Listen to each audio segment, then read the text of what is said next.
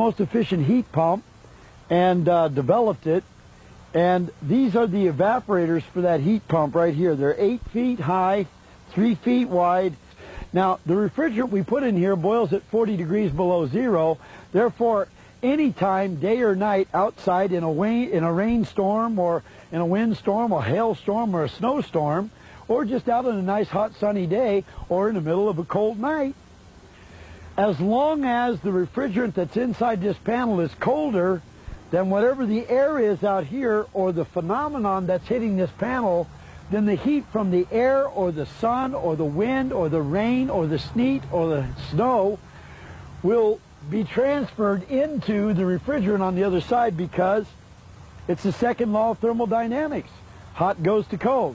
So if this is the coldest thing outside, anything out there that touches it is going to give its heat to it. A little bit of heat goes a long way. That gas starts expanding like crazy, and as it expands, it then is drawn into the compressor, not through suction. I've got engineers and inventors that don't like to use the term suction, but through negative pressure. So as the compressor is creating this negative pressure, the gas is migrating to it. And so a compressor is a gas pump. It'll pump gas. And so the gas is being pumped by the compressor into the compressor, elevated in temperature. And even though if you touch this panel, it's ice cold to your hand, and if you touch the line going out of the panel, it's still ice cold to your hand. When it hits that compressor, compressor takes all the gas in this space, puts it in that space, elevates the pressure and the temperature. Going out of the compressor, do not touch that line whenever that thing is on, because it's 200 to 250 degrees hot. Proved that they built the steam engine wrong. I had the pleasure of building his unit in my research lab, and we took his great big unit, because why wouldn't I want a great big one? I don't want to put everybody on the grid system with a new system that can exploit them some more with all the arrogance that comes with it. I wanted to give people the opportunity to be totally independent of the grid system. Remember, that was my goal. So we took the big one we had and we scaled it down into a model not much, a little bit smaller than this one. It was a little smaller than this. It was about that long. It's about 13 inches long, 6 inches in diameter. And that one was going to be big enough to be able to power all the energy you needed for your house, and so I didn't want one bigger than that. I went across the United States of America telling my story.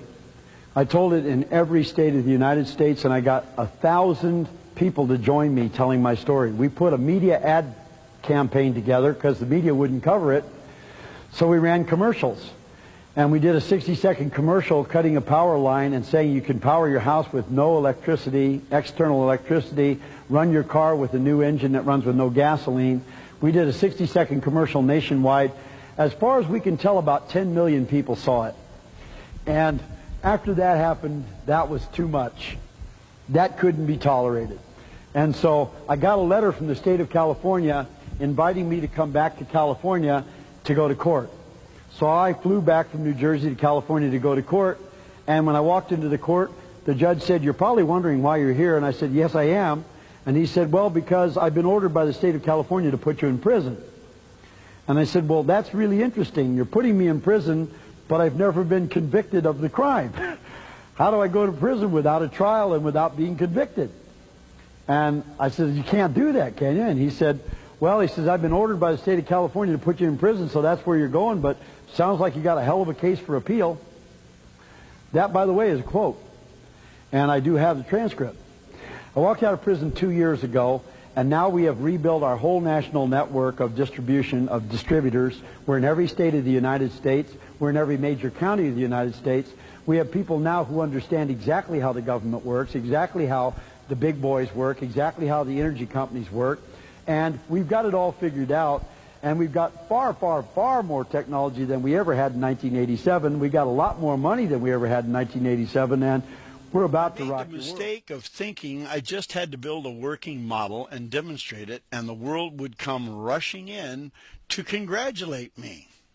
The world did indeed come crashing in, rather than rushing, around me instead.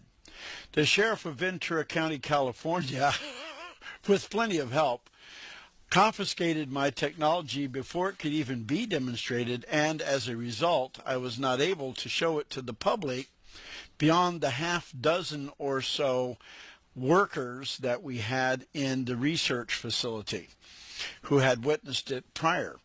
We did, after an expert testified in open court that it did not work at my preliminary hearing, we were able to prove that it did work to the judge in that case. Charges were brought against me for fraud, and I was supposed to still be in prison at this day that I'm cutting this because I was amassing something like a 40-year prison term. The charges, all the criminal charges, were dismissed by the judge that we proved in a court of law that the technology did work, and all the criminal charges were dismissed before having any kind of a trial. A private citizen videotaped the raid and refused to stop filming when the sheriff deputies threatened him, as shown on the video. And then they had their own cameraman come in and take his picture. They tried to intimidate him out of videotaping, but he said he was making a documentary, and he's a private citizen, and he didn't work for me. And so they had no choice but to let him continue to film this. And so the video that you're watching was, we have a citizen to thank for that. Then they got their cameraman to come over and take his picture so that they could know who this citizen